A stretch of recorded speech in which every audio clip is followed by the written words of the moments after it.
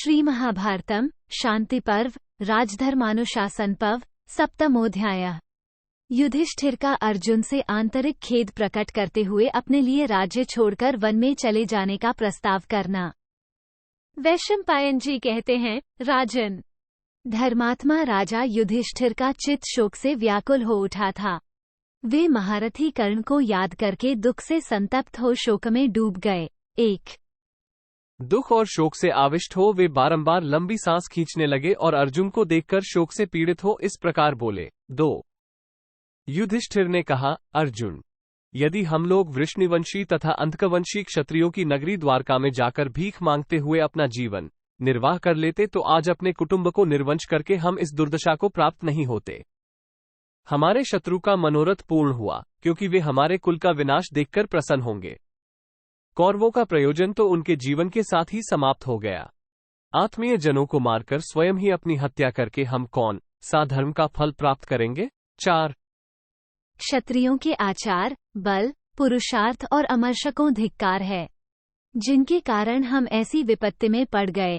5 क्षमा, मन और इंद्रियों का संयम, बाहर भीतर की शुद्धि, वैराग्य, ईर्ष्या का अभाव, अहिंसा और सत्य भाषण, ये वनवासियों के नित्य धर्म ही श्रेष्ठ हैं। 6 हम लोग तो लोभ और मोह के कारण राज्य लाभ के सुख का अनुभव करने की इच्छा से दंभ और अभिमान का आश्रय लेकर इस दुर्दशा में फंस गए हैं। 7 जब हमने पृथ्वी पर विजय की इच्छा रखने वाले अपने बंधु बांधवों को मारा गया देख लिया, तब हमें इस समय तीनों लोकों का राज्य देकर भी कोई प्रसन्न नहीं कर सकता। 8 हाय, हम लोगों ने इस तुच्छ पृथ्वी के लिए अवध्य राजा की भी हत्या की और अब उन्हें छोड़कर बंधु बांधवों से हीन हो अर्थ भ्रष्ट की भांति जीवन व्यतीत कर रहे हैं। 9 जैसे मांस के लोभी कुत्तों को अशुभ की प्राप्ति होती है, उसी प्रकार राज्य में आसक्त हुए हम लोगों को भी अनिष्ट प्राप्त हुआ है।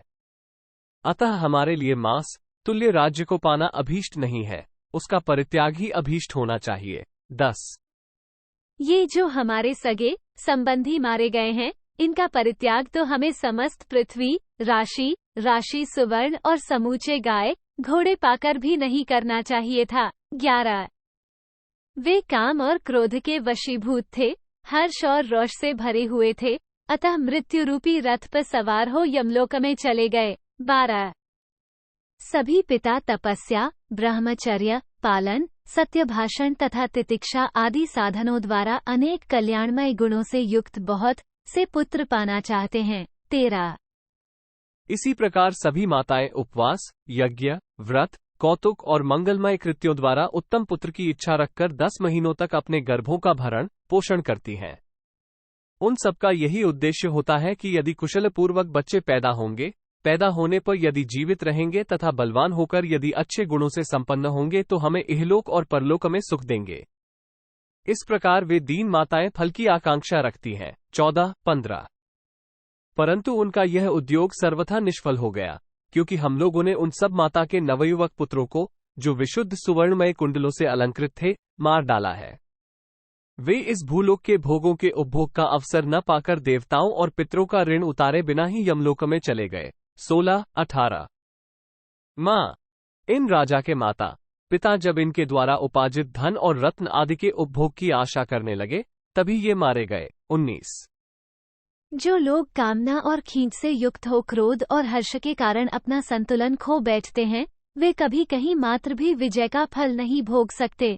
20 पांचालों और कौरवों के जो वीर मारे गए, वे तो मर ही गए, नहीं तो आज ये संसार देखता कि वे सब अपने ही पुरुषार्थ से कैसी ऊंची स्थिति में पहुंच गए हैं। 21 हम लोग ही इसके विनाश में कारण माने गए हैं, परंतु इसका सारा उत्तरदायित्व धृतराष्ट्र के पुत्रों पर ही पड़ेगा।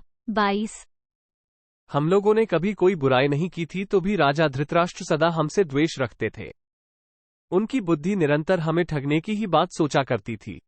वे माया का आश्रय लेने वाले थे और झूठे ही विनय अथवा नम्रता दिखाया करते थे। 23 इस युद्ध से न तो हमारी कामना सफल हुई और न वे कौरव ही सफल मनोरथ हुए। न हमारी जीत हुई न उनकी। उन्होंने न तो इस पृथ्वी का उपभोग किया, न स्त्रियों का सुख देखा और न गीतवाद्य का ही आनंद लिया। 24 मंत्रियों, सुहृदों तथा वेद शास्त्रों के ज्ञाता विद्वानों की भी बातें वे नहीं सुन सके। बहुमूल्य रत्न, पृथ्वी के राज्य तथा धन की आय का भी सुख भोगने का उन्हें अवसर नहीं मिला। 25। दुर्योधन हमसे द्वेष रखने के कारण सदा संतप्त रहकर कभी यहाँ सुख नहीं पाता था। हम लोगों के पास वैसी समृद्धि देखकर उसकी कांति फीकी पड़ गई थी। वह चिंता से सूखकर पीला और दुर्बल हो गया था। सुबल पुत्र शकुनी ने राजा धृतराष्ट्र को दुर्योधन की यह अवस्था सूचित की। पुत्र के प्रति अधिक आसक्त होने के कारण पिता धृतराष्ट्र ने अन्याय में स्थित हो उसकी इच्छा का अनुमोदन किया। इस विषय में उन्होंने अपने पिता ताऊ, गंगानंदन भीष्म तथा भाई विदुर से राय लेने की भी इच्छा नहीं की। 27। उनकी इसी दुर्नीति के कारण निःसंदेह राजा धृतराष्ट्र को भी वैसा ही विनाश प्राप्त हुआ है जैसा कि मुझे। 28। वे अपने अपवित्र आचार विचार वाले, लोभी एवं कामासक्त पुत्र को काबू में न रखने के कारण उसका तथा उसके सहोदर भाइयों का वध करवाकर स्वयं भी उज्ज्वल यश से भ्रष्ट हो गए। 29। हम लोगों के प्रति सदा द्वेष रखने वाला पापबुद्धि दुर्योधन इन दोनों वृद्धों को शोक की आग में झोंक कर चला गया। 30।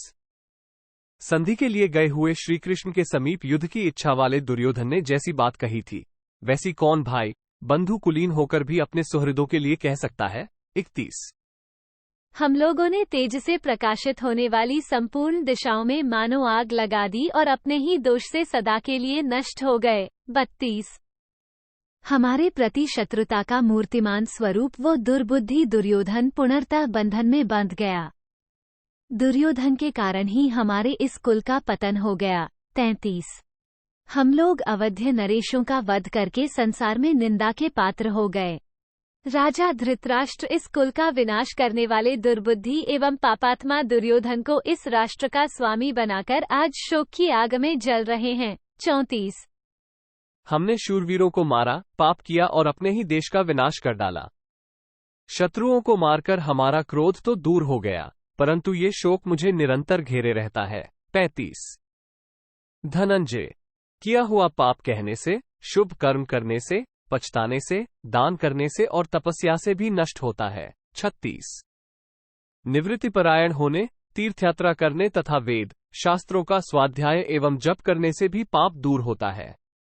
श्रुति का कथन है कि त्यागी पुरुष पाप नहीं कर सकता तथा वो जन्म और मरण के बंधन में भी नहीं पड़ता। धनंजय, उसे मोक्ष का मार्ग मिल जाता है और वो ज्ञानी एवं स्थिर बुद्धि मुनि द्वंद्वरहित होकर तत्काल ब्रह्म साक्षात्कार कर लेता है। 39। शत्रुओं को तपाने वाले अर्जुन, मैं तुम सब लोगों से विदा लेकर वन में चला जाऊंगा। शत्रुसूदन, श्रुति कहती है कि संग्रह परिग्रह में फंसा हुआ मनुष्य पूर्णतम धर्म परमात्मा का दर्शन नहीं प्राप्त कर सकता। इसका मुझे प्रत्यक्ष अनुभव हो रहा है। 40। मैंने परिग्रह, राज्य और धन के संग्रह की इच्छा रखकर केवल पाप बटोरा है, जो जन्म और मृत्यु का मुख्य कारण है। श्रुति का कथन है कि परिग्रह से पाप ही प्राप्त हो सकता है। 41। अतः मैं परिग्रह छोड़कर सारे राज्य और इसके सुखों को लात मारकर बंधन मुक्त हो शोक और ममता से ऊपर उठकर कहीं वन में चला जाऊंगा। 42। कुरुनंदन, तुम इस निष्कंटक एवं कुशल क्षेम से युक्त पृथ्वी का शासन करो, मुझे राज्य और भोगों से कोई मतलब नहीं है। 43। इतना कहकर कुरुराज युधिष्ठिर चुप हो गए। तब कुंती के सबसे छोटे पुत्र अर्जुन ने भाषण देना आरंभ किया। 44। इस प्रकार श्री महाभारत शांति पर्व के अंतर्गत राजधर्मानुशासन पर्व में युधिष्ठिर का खेदपूर्ण गार नामक 7वां अध्याय पूरा हुआ। 7।